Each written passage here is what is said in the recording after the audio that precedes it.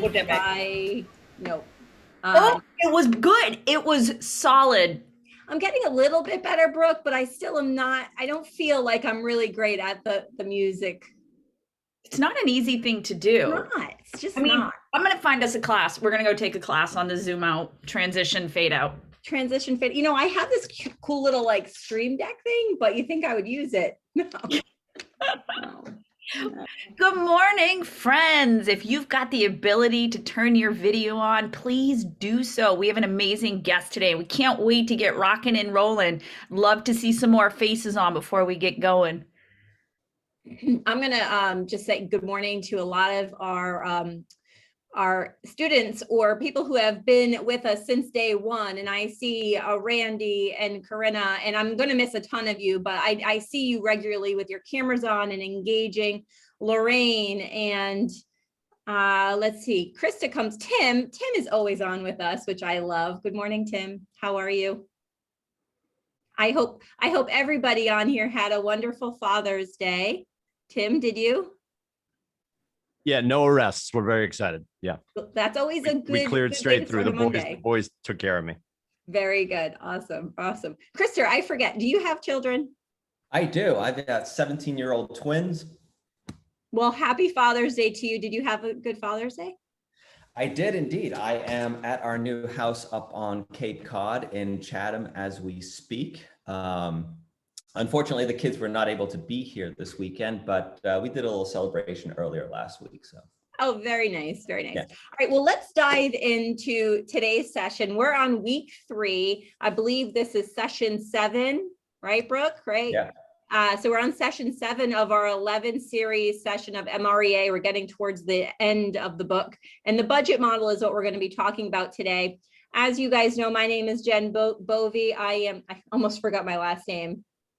Sometimes I do have an identity crisis because I have Jen Bovey Kelly. If you're friends with me on Facebook, it says Jen Bovey Kelly. So anyway, today it's Jen Bovey, and I'm the area director for the New England region. I'm here with Brooke Silva, our regional tech trainer, and I believe Tiffany is on as well. Tiffany, are you here? She might be jumping on a little bit. She's our market center tech trainer, and she has many other hats that she wears. She's going to be helping out in the chat section. And the best of all here, we have Krister, and I'm not going to butcher your last name. So I'm going to let you introduce yourself and let them know about where you are from and where you are now and all the good stuff in between. So Krister, thank you so much for being our instructor today, and take it away. Absolutely. Thank you so much for having me. Appreciate it, Jen, Brooke. My name, Krister Holmquist. I was born in Sweden. I came to the United States when I was 13 years old. I am kind of a New Englander, although I currently reside in New Jersey. I moved to Boston area when I was 13, like I said, coming from Europe, and fast forward, got into real estate about 21 years ago.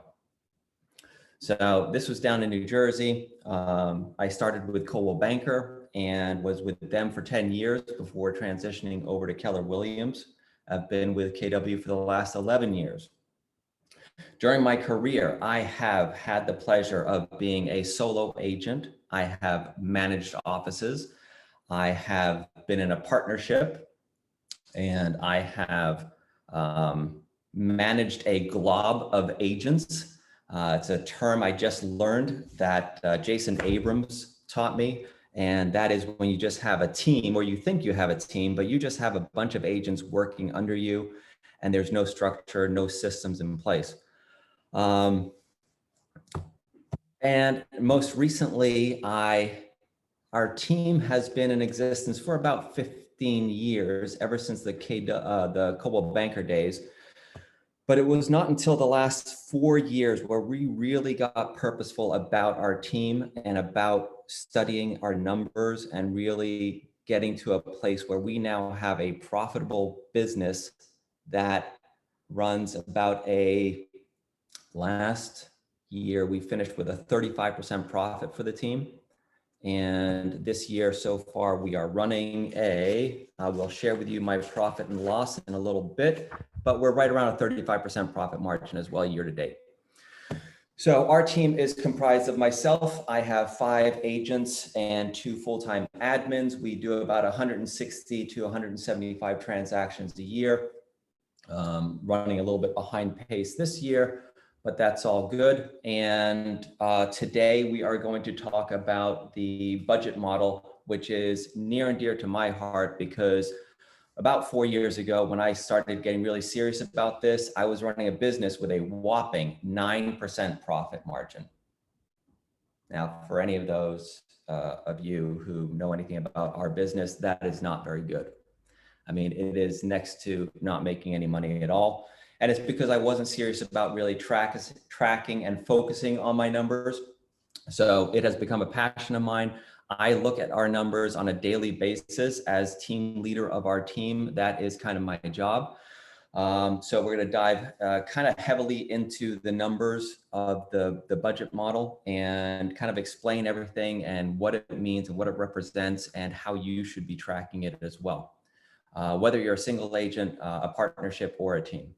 So first of all, I also want to thank everybody for being here and also to wish everybody that is a father a happy Father's Day. So let's get right into it. First of all, I just wanted to kind of have everybody take themselves off of mute and give me some ahas of what you guys have learned, so far. I know that you've done 6 other sessions from the 6 myth understandings, the 9 ways an MREA thinks, the 3 L's and the 8 goal categories, the 4 models, the economic model, and most recently the lead gen model, I believe, right? So yeah, feel free to just take yourself off of mute. Give me some ahas of what you guys have learned so far. My favorite so far is it's a model, not a menu. I mean, that just speaks right to my heart. Claire, Absolutely. can you tell Krista a little bit on how Laura explained that? Because that was like one of the golden nuggets of this series so far. I wouldn't do it justice. It just really was like Cupid's arrow through my heart. I loved it.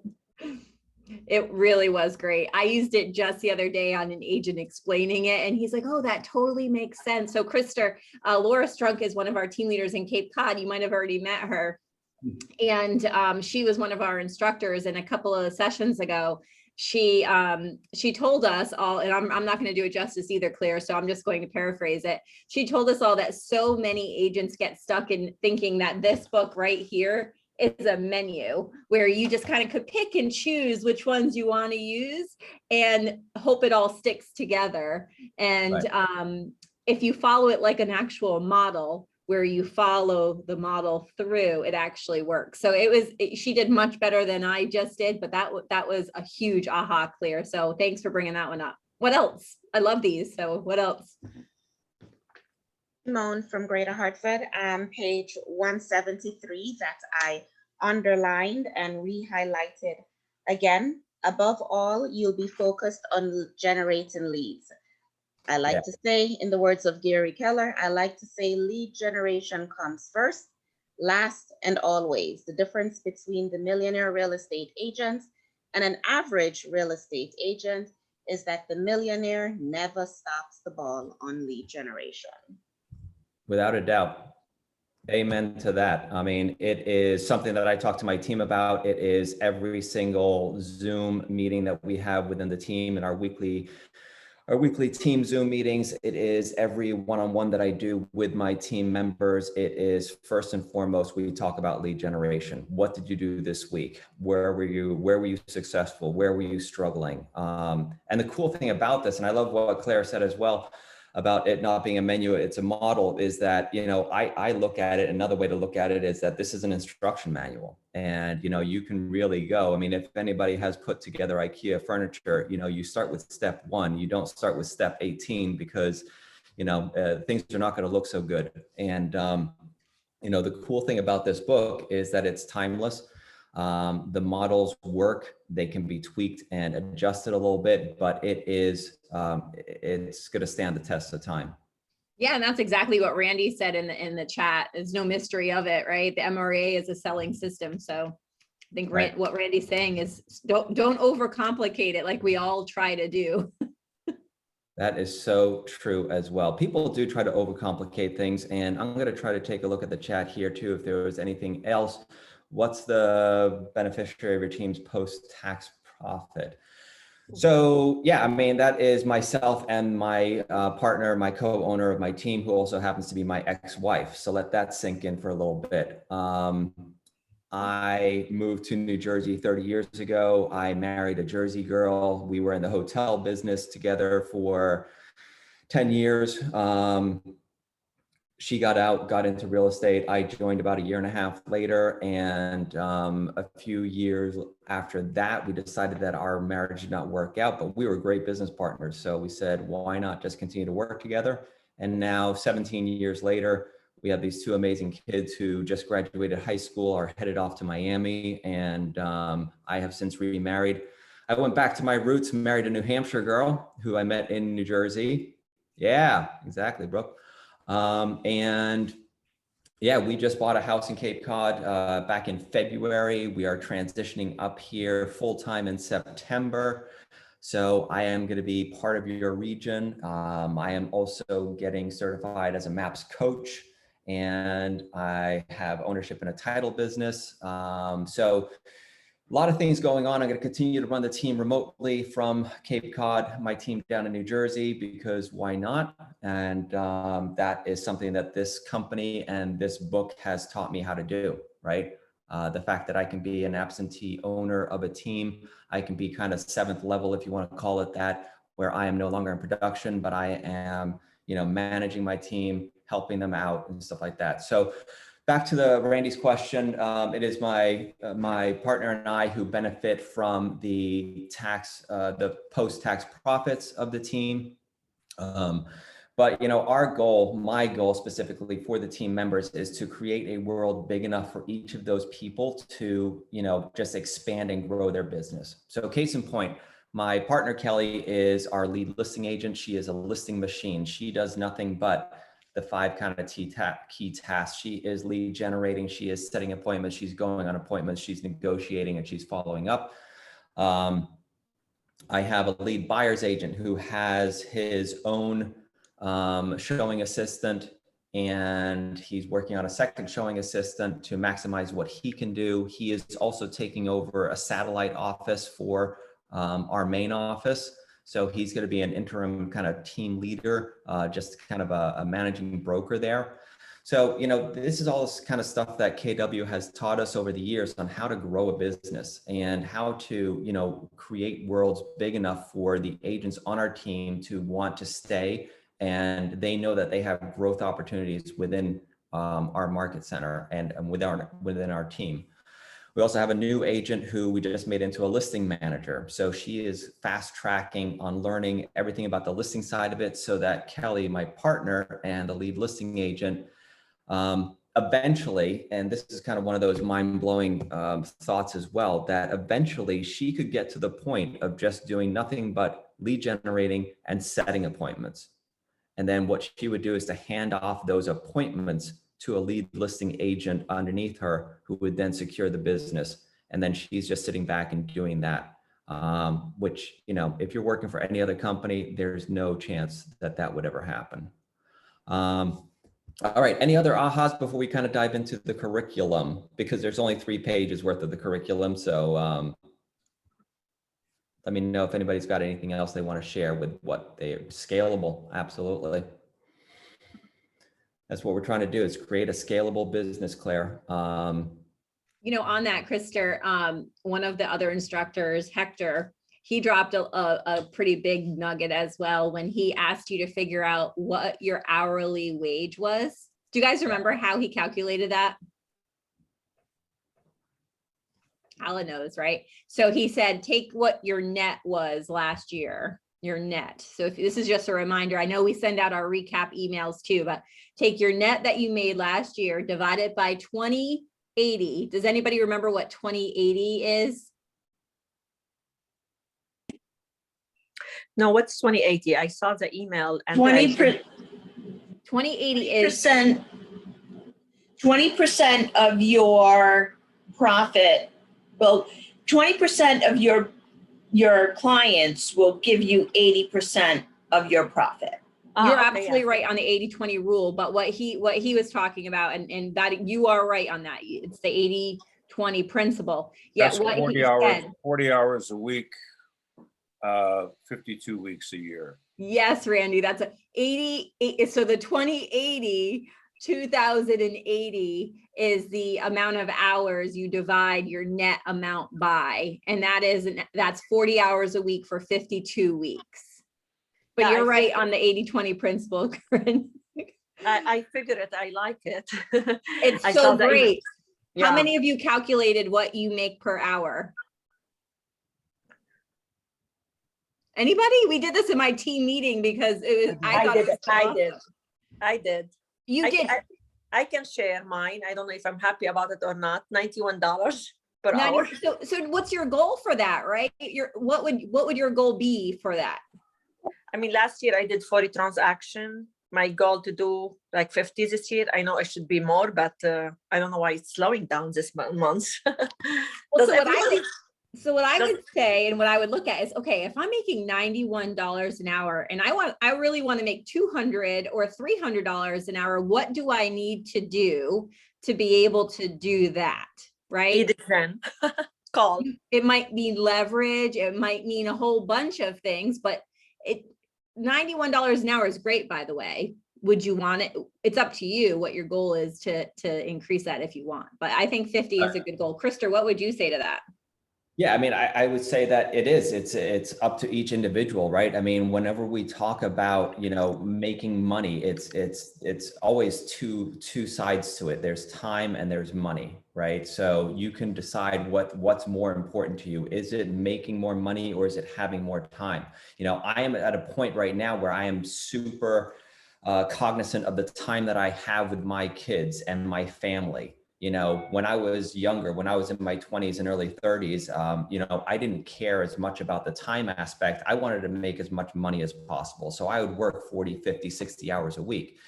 Now that I have, teenagers and now that they're going away to college, I want to make sure that time is my most precious commodity. So everything that I do is to be scalable, is to be as highly leveraged as possible. Now, all these conversations are bringing up a great point, and that is that all of these models work in tandem with each other, right? So that if I am talking to anybody that's on this call and we're talking about whether it's profit, the numbers of hours lead generated, the number of transactions you do, there's various models that you can just take and then back into whatever number it is that you want to concentrate on. Whether that is how many real estate conversations do I need to have in order to make $200,000, I can calculate that for you. What should my expenses be if I have a profit of $200,000? What are my costs of sales supposed to be? So all of these can be interchanged. All of these numbers can be worked and re-engineered either which way, frontwards, backwards, sideways. And that's the beauty of it, is that it's all goes back to the same thing. We're talking about profit. We're talking about expenses. Ultimately, we're talking about time and leverage. So, all right. Somebody asked me, are your admins on site or do you use virtual admins? I'm trying to find a great virtual admin. So we've done both. We currently have on-site admins. We have, both of them are licensed, FYI, and we have done things a little bit differently. I am a master. If anybody ever wants to use me as a resource of how to fail having a team, call me, because I have failed a million different ways. And it's only through failing and failing forward that we're able to get to the point where we are now. And I'm able to do the things that I'm able to do. And frankly, this is a whole nother class, but I feel like I'm probably living a life by design at about 80% right now. I have really dictated and, as to where I want to be, what I want to do, who I want to work with, and the time that I have to enjoy the things that I want to do. And that's all because of focusing on the numbers and having a plan behind it. So without further ado, let's kind of jump into the curriculum, because this is why we are here. We were tasked with reading pages 192 to 195. Again, just 3 pages. and we have the kind of the model broken down here, the cost of sales, operating expenses, right? The fundamental lesson of the MREA budget model is to treat it like a business. We already talked about that. An easy way to keep it simple is the 30-30-40 rule. I think that you guys have all become familiar with that, right? 40% profit, 30% cost of sales, 30% expenses. So question is, how do we get there? Like, I like to look at the budget. First of all, just kind of a show of hands, if you would, real quick, who has a budget for their business or for their personal life? All right, so who has, keep your hand up if you have one specifically for your business. Cool.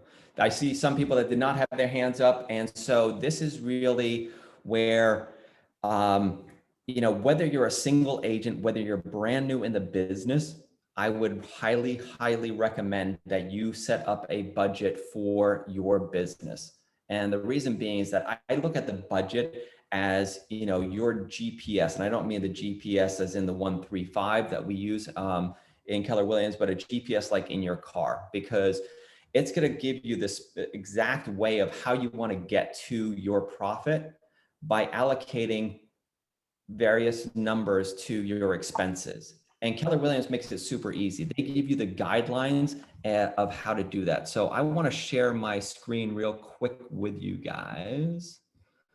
And let's see if this works. So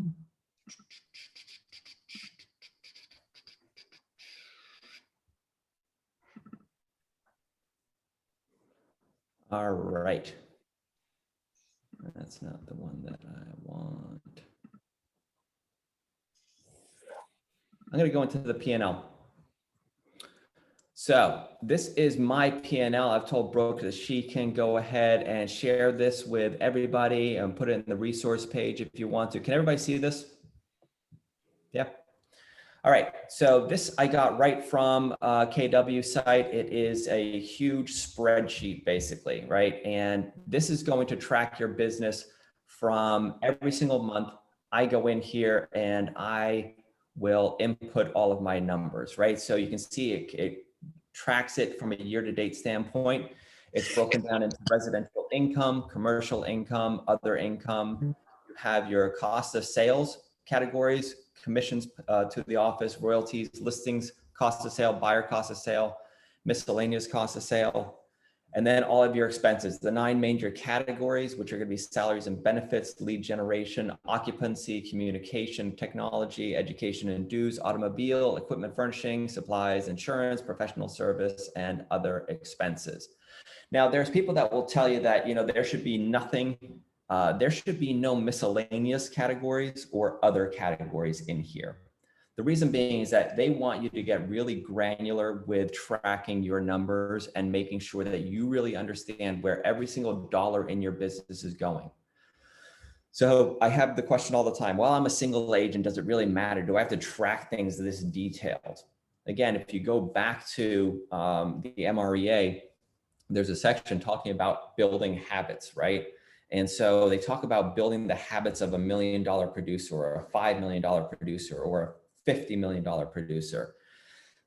The point of that chapter, and when they talk about it, is you might as well start acting like an $80 million producer and building those habits right off the bat, rather than saying, well, I'm just a single agent, so, I'll just keep it like in a notebook or something like that.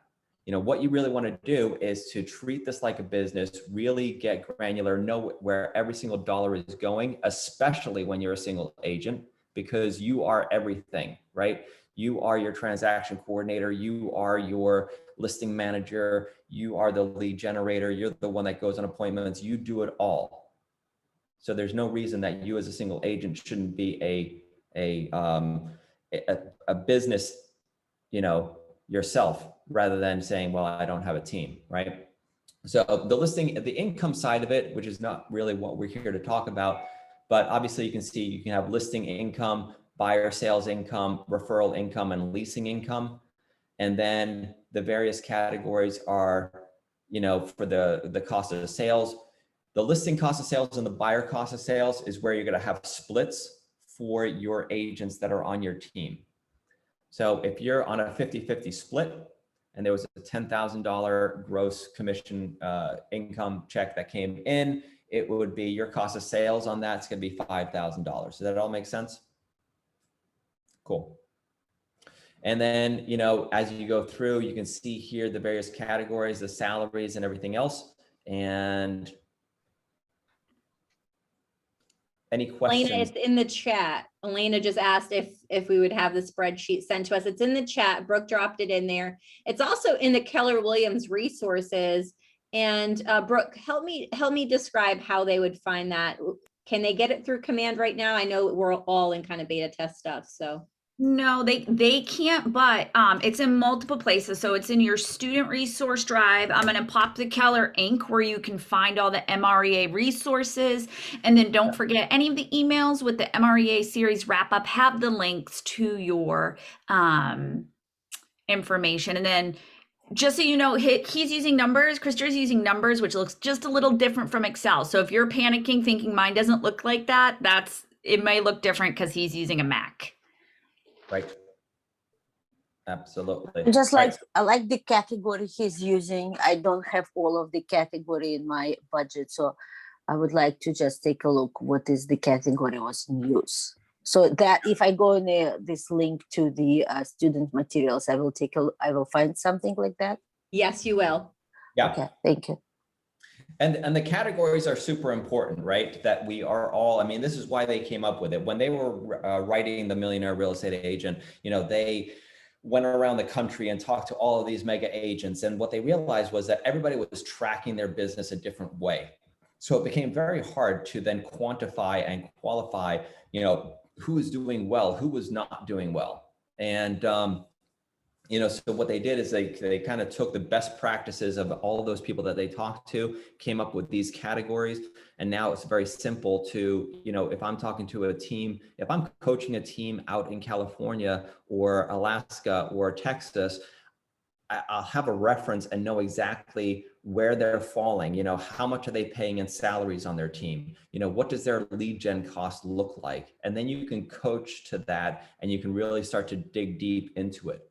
And this is what, you know, I sit down and talk to my agents on my team about is, you know, where are they spending their money? Because even though they're on my team, they are spending some of their own money on lead gen. And what I'm trying to teach them is that if they eventually want to go out on their own, create their own teams, they need to know these numbers and they need to know them inside and out. So we talk heavily about the numbers and where the numbers are being spent. So, Krister, I'm just going to answer Courtney's question and then hopefully you could chime in too. She said, how could this benefit me as a new agent? Well, here's the great thing, Courtney. Instead of getting ramped up and building a great business and then having to implement this, if you start this from the ground up, you are well ahead of the game and you're going to be able to track your numbers on where your listings are really coming from, your sales, and all of your expenses. So that way, as you build up and play that red light, green light with your expenses, you know where you can invest in something or maybe not invest in something else or switch things up. So this tool is great for if you're brand spanking new or if you're an established agent and haven't done it yet. Right, Krister, would you add anything to that? No, without a doubt. I mean, I would just say that, you know, you can really, as soon as you get into the business, you can have some conversations with your team leader, other people in the office, and get some approximate costs of what you should be allocating for each category, right? So instead of doing a budget where you're just putting down what you spent, you can set a budget for at the beginning of the year and say, all right, this is what I'm going to allocate for all these different places. It might be, as a new agent, $100 a month for advertising. It could be $50 a month for advertising, you know, and go through these different categories and figure out what it is that you're going to be spending throughout the year. So that does two things. Number one, it creates that habit of being very kind of strict and trying to stay on task and sticking to the budget. It also gives you an idea of what you need to make, right? Because we have not only so here's something else speaking exactly to that point where, you know, because all of us obviously also have personal expenses, right? I mean, unless we're living at home with mom and dad and getting everything paid for us. Unfortunately, I'm not anymore. We have things like mortgages. Unfortunately, well, I sold my house in New Jersey, so I got rid of one of those. But we have all these different expenses from the personal side as well. So I used to have one spreadsheet that had all my personal expenses and then all my business expenses, and then kind of what's left over at the bottom. And that was really eye-opening to have, because then you're really seeing what you're making at the end of the day. You know, because some people are like, wow, you know, I made, you know, $15,000 last month, and that's great. But if you have $14,500 in expenses, then, well, $500 for that month might not be so great, right? So that's one thing you can do. Here is another spreadsheet. And again, I gave these all to Brooke to share with people. Use them, don't use them. Just wanted to throw them out there for you. So you can see I was tracking expenses for the team all the way back 2016. It was really when we started to get very purposeful about our numbers. And so we just went along 2017, 2018. In 2019, you'll see there's two tabs here, tax and MREA. So I realized that there was a lot of expenses that I was able to utilize for tax purposes, and then also other expenses that were strictly for the business. So I kept two sets of books. One was for the business and one was for my personal tax reasons. Now, I'm not an accountant, so don't, you know, take anything I say here as such, but you know, when I go to, I could just print this out and take it to my accountant at the end of the year and have all my expenses and all my write-offs right here to show them. And then these are the MREA categories as per the book. So again, I am mirroring exactly what's in the MREA, and you can see all the different expenses that go along with that. Ask you a quick question about the expenses. Yes. Now, I know you're not a tax guy, whatever. But like with mileage, I track my mileage basically by this little app. It's like the Stride app. And I guess it's you just click it on, it says track my miles. Yep. But I haven't been doing as well as I wanted to do about saying, oh, this is for XYZ open house that I go to. You know, I'm a new agent. So, you know, this is for driving to the office to get my key card, whatever. Is that something I should be trying to backtrack a little bit now before I get too far ahead of myself and, you know, make sure I know? I would, you know, again, I'm a firm believer in tracking everything. So I'm a little bit kind of anal retentive about this, but I do track everything. I don't do mileage anymore just because it got to be too crazy. And, you know, so I went to more of a cost-based approach where you can do write-offs for maintenance and car payments and stuff like that. But again, I would talk to an accountant and really get, you know, some clarity on that, especially, you know, because each state is different as well, to see exactly where, you know, what you should be tracking, what's the most effective, what's the most cost effective. So you might track it two ways. I've done this in the past too, tracked it two ways, and then let my accountant figure out which one was more advantageous for me. Okay. Jen, anything to add to that? Yeah, I'm spot on. And what I just put in the chat was RE Profit. If you guys haven't heard of RE Profit yet, click on that link, check it out. It's actually the co-founder of that is Matt Erdman, who is the regional operating principal of our region, and Matt Miali. They formed this RE Profit to do all of this for you. If you're scared of this or this is too much for you, this RE Profit will help you. And so Corinna, would you mind unmuting yourself and tell us a little bit, give us a little plug on how it's working for you? Sure. I did RE Profit, and it was, for me, a game changer. Because it broke items down for me and put them in categories. And then it also, like when I go into my RE Profit, the first thing I look at is my profit and loss, because that's the first thing that comes up.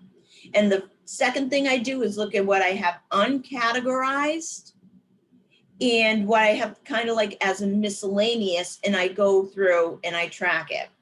It's really good because in the beginning of the year, I was in the negative, but it tracks your numbers so you know when you hit the positive.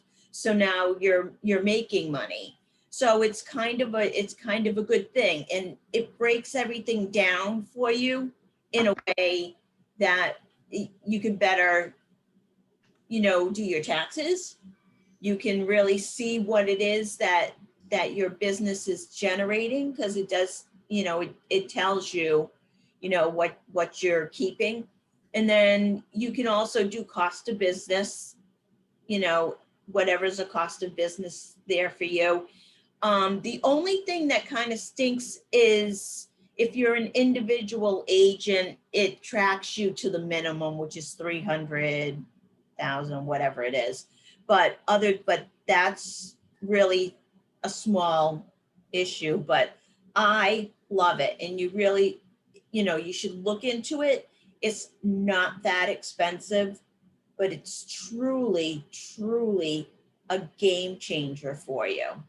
Yeah, you know what? I appreciate you saying all that. And it really is. So I don't use RE Profit. And the only reason I don't is because I pay somebody else that does all this for me. Right. And I would use RE Profit if I didn't, by the way. But RE Profit gives you all the systems and tools to be able to put everything in one spot, give you that easy button to be able to track it and understand what your numbers look like. And here's the thing, Matt Miali, I don't know if any of you know who Matt Miali is, but he runs probably one of the top teams in Hartford and in the region. He's in Gary's top 200, yet he tells a pretty significant story of how he got where he is. And it was a lot by what Krister talked about, which was failing forward. And he said that he was a top agent on the ALC doing all this stuff. And his wife was like, well, when are you bringing home the money? Because you're a top agent, but you have zero money to spend or to use for your family. So what's going on here? When he really looked at his numbers is when he realized he needed to make a change, and RE Profit was formed from that. I paraphrased it. He has a much better story than I just told you, but I'm telling you, if you're not tracking right now, and I think it was like a third of us, if not less, that had our hands up when we said we had a profit and loss and a budget. So if you don't have one of those, look into this or go into these models and start. I put it in the chat. The goal for today, start a personal budget and start a business budget. That's your goal for today. Yeah. Anything else you want to add on to that, Krister? Yeah, I mean, and I would say don't get hung up with which is the best system or which is the best system for me. You will drive yourself crazy trying to figure that all out. The key is, as with any of this stuff, and it applies to lead gen, it applies to pretty much everything in life, is just do it. And I don't care for initially that it's going to be on a yellow line pad of paper, a cocktail napkin, a spreadsheet on Excel, whatever it is, just start doing it. Start tracking your numbers and get really, just form that habit of doing it every single week, every single month. Because if you don't, you just start to go down a rabbit hole where you think that you're doing great. And what's that famous quote by Gary too? He said, you start losing so slowly that you think that you're winning or something like that, right? Absolutely. Yeah. And there was an agent, and to kind of like Matt's story, Haro Satian, I think his name is. I know Haro, yeah. Yeah, Haro, and I remember him at family reunion where he said that, he thought he was on top of the world. He was doing all this, he had hundreds and hundreds of transactions a year. And then all of a sudden he was realizing that he was writing a check every month to keep the business afloat, and what kind of a life is that? And I fell into that category where I was just trying to build this team. And, I had a team of 15 or 18 at one point, and I thought I was just crushing it because I had all these people that wanted to work with me. But it was a logistical nightmare. And it really took my coach to bring me down to earth and say, all right, what's the minimum number of people that you can have on your team and net $1 million? And, when you look at the models, it's really, you can do it with 4 or 5 people. You really can. And I know that, I think Hector, I was on that class, I jumped on and looked at it, when you look at the economic model and you see what it takes to make $1 million, well, this is the blueprint of how to get there, right? You need to know these numbers so that if you have a GCI of 150,000, you know that your cost of sales should only be around 13%, that your gross profit will be 87%, your expenses around 38, and your net income, and net income here is profit of close to 50%, right? 49%. As the teams get bigger, as your income grows, these percentages shift.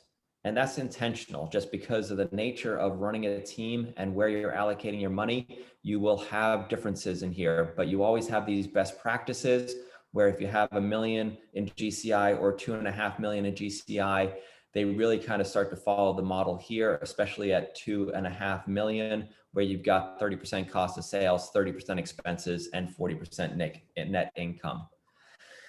And then this is such a valuable tool right here, right? So however you guys track your numbers, what's really gonna, tracking your numbers is great, but analyzing your numbers is where the gold is, right? This is really where you need to take time every month, every week to analyze where you're at with your expenses. Where are you spending your money? Because this is where you're gonna be able to shift on the fly, and make adjustments as you're going along, right? So you should absolutely not be going 12 months before you sit down and say, all right, well, where did my money go this year?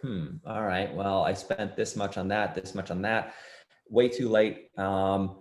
Everybody's heard the analogy of a pilot. A pilot doesn't get a plane up into the air, pointed at California, and then just go to sleep for 6 hours and hope that he lands in LA. They're sitting there constantly course correcting every, 5 minutes, every 3 minutes, every 2 minutes, whatever it is, to make sure that they're adjusting to everything that's happening out there.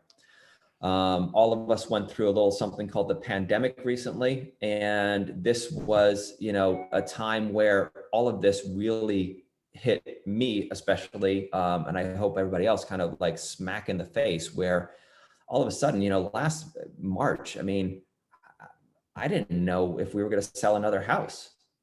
And I didn't know what was going to happen to my team. I have people that are relying on me. I have people whose salaries I'm paying. And it was frightening. And the absolute first thing that I did was to go into my personal budget, because family comes first. And I went through and analyzed everything in my personal budget to make sure I could cut money wherever I could. To my absolute shock, and I thought that I had been on top of things, I was able to find $25,000 a year that I could save right off the bat. And I wasn't even looking that hard. And then I switched over and went to the business and did the same thing there to really see what we could do. So again, as you're going through here, these are guidelines, right? It's not the end of the world if you're making 150,000 in GCI and your salaries and benefits are at 8% or 7.5%. So don't get caught too much and freaking out if your education and coaching is at a 4.5 or a 5.3 when it's supposed to be 5%. These are guidelines. What's more important is knowing why it is what it is, right? You might have determined that this is the year I'm really going to work on education and get myself to the next level in terms of whatever it is I want to learn. So your education and coaching costs might go up that year. And that's fine, as long as you know that it has and that you work it into the rest of the budget, right? So again, these are guidelines, not to be, it's not the all or nothing. It is really just kind of to show you the way and to help you analyze things. So let's look real quick into my team's P&L. So this was through May of this year. You can see that we've done 471,000 approximately in total GCI. Total cost of sales at 232,000, which is 49%. So our cost of sales are high, and that is because of all my failures in the past in terms of setting up a team and setting them up to fail from the beginning, where, I was overly generous because I'm a very empathetic person. And I thought that, I just want to make people like me. So I'm going to pay my agents 75% and just keep 25%. And, I really set myself up to fail. So I've spent now several years having very tough conversations, getting that number down. Last year, we ended up at about 40% cost of sales. So that's the goal for this year as well. And then you can see that we have tracked all of our expenses, from salaries at 36,000, payroll, benefits, lead generation, 18,600 so far in lead gen, education, auto, all the different categories. Our expenses are running about 16%. So we run a very lean operation in terms of money spent. And come down to 161,445 as 35% profit margin. So 35 is good. 35 is kind of our goal for right now. Would I love to get up to 40? Absolutely. It's going to take some more kind of finagling with the team and different conversations, but that's kind of the gist of it from that standpoint. All right, let's see from the curriculum if we are missing anything here. Right, it says here, if your number deviates from the 30-30-40 rule, find out why. Are your fixed expenses too high or too low? Is your split with your buyer's agent too generous? What can you do then to make those things up? So, let me ask people then. I'm going to stop sharing here. Interactive portion here is, what if, so I'm running 16% in expenses. Is that good or bad?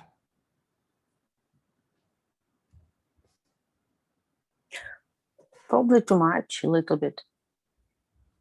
It's actually too low. Too low? Yeah. So what is the norm for the expenses? Yeah, so the expenses should run you about 30%. So if you're running 16% expenses, there you go.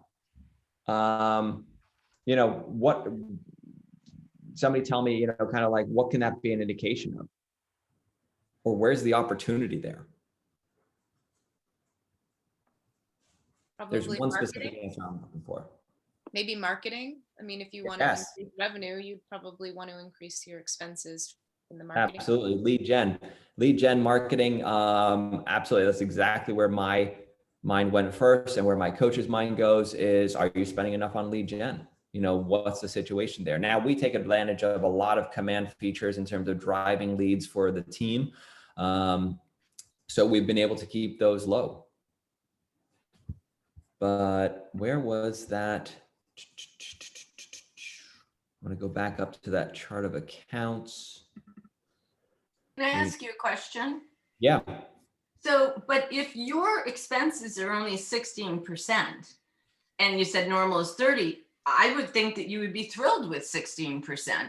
And why would you want to increase that? Right. So that's a great question. And, it's a natural thing. So what you want to look at first is the whole picture, right? Well, if expenses are that low, what is higher? Right? So in my case, the cost of sales is at 49%, where it should be at 30%.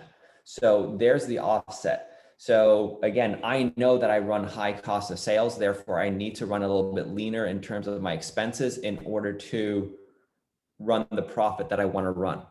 So, in a perfect world, I would up my expenses. So I'm spending more on the things like leverage. I could have, there might be room there for a whole nother person on the team. And that person might be an ISA or an OSA. If you guys talked about that, an inside sales agent, outside sales agent, they pretty much call them all ISAs now. But it's really just somebody that's managing your leads for you. You can also have somebody that's doing outbound calls. So that would generate more leads for the team, lead to more income. So yeah, I mean, so you have to look at the overall picture. Jen, you have anything to add to that? No, No, but you're for- absolutely. Yeah, sorry, but for us, like cost of sales, I don't have a team. I just work with the company. So for me, the cost of sales is quite set up. This is what I'm paying to the company. Correct. It's very little deviation. So for me, whatever my margin is, what is my expenses on advertising and everything. Right. Yeah. So for me, it's cost of sales is set up. So as long as I'm making this one, and this is what I calculate, this is my cost of sales, and that is where my other expenses.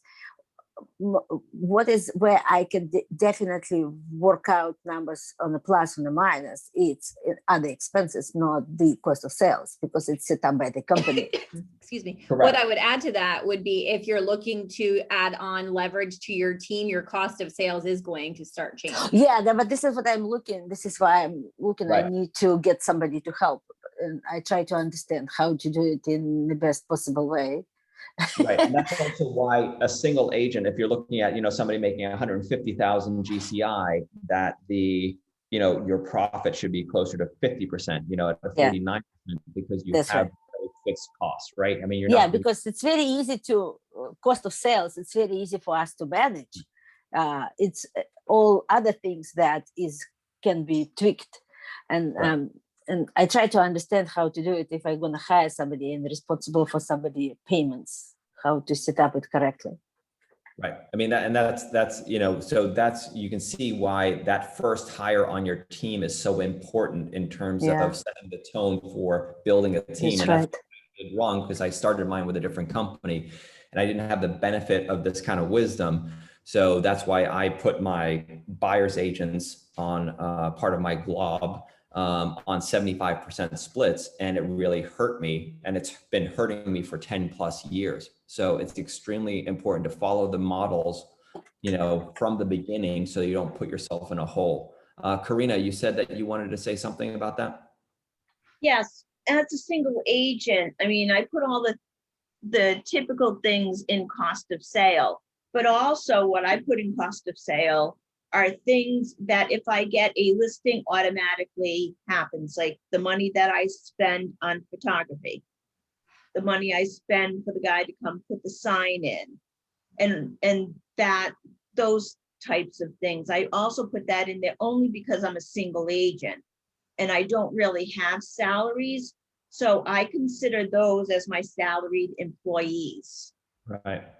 So I also, as a single agent, you can do that, because then that really gets granular as to what you are spending on a sale, like postcards, coming soon, just listed, under agreement, like whatever you do, you also could put that in, because that's like so granular that it gives you an absolute number of what it is you made on that. Right. Thank you. Appreciate that.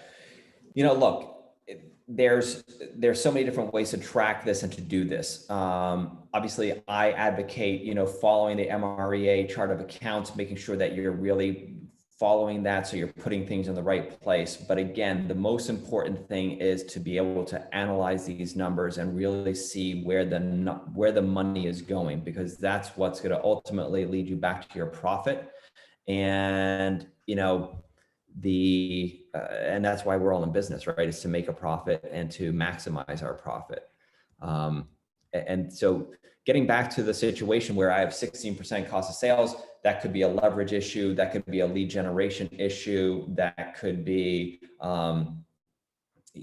just a misallocation of funds issue. So again, my coach and I know those numbers, and we're comfortable with these numbers given our situation. And again, that's why there is no kind of right and wrong. This is not oh my God, your number is this, you're a horrible person. It is just know your numbers. And in fact, I teach a class back in New Jersey called Knowing Your Numbers, which is all about tracking things from, on my team, every single agent on a weekly basis tracks the number of calls that they make, the number of contacts that they make, the number of appointments they go on, the number of contracts they write, closings, and listings activated.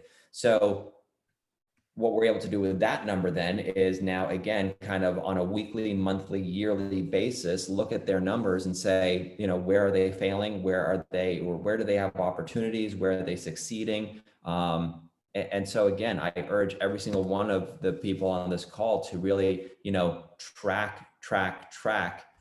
And I just got to call out Joseph Lento. Is that a picture of the Chatham Bars Inn in the background there? Or Cape Cod, perhaps? He is from Cape Cod. Yes, it is. Nice. Thought I recognized it. Looks like we're neighbors. Anyway, so that's We got to kind wrap of- up. We are 10 minutes over, so we should wrap up and get on with our Monday. Crap.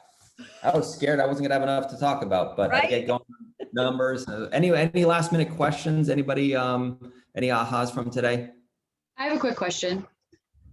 When you you said you were so far in the business before you really started tracking, was that in correlation to getting a coach by any chance? That's so it, like, you know, it seems like you got your stuff together, you know, a little more recently. So is that to do that? Yeah.